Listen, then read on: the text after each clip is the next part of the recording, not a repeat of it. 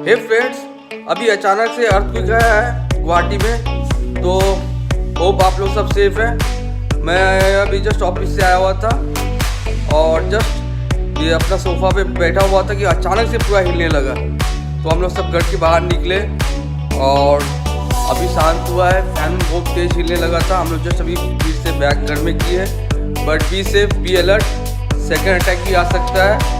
तो आप लोग सब सेफ है कि नहीं, प्लीज़ कमेंट करके बताइए। गुवाहाटी में बहुत जोर का ही भूकंप आया था, अर्थक्वेक आया था। क्या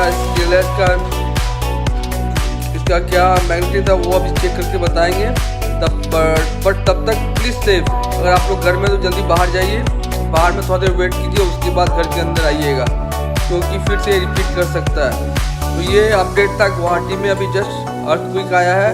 please be safe and take care all. ठीक है दोस्तों, मैं अभी बाहर निकल रहा हूँ, फिर बात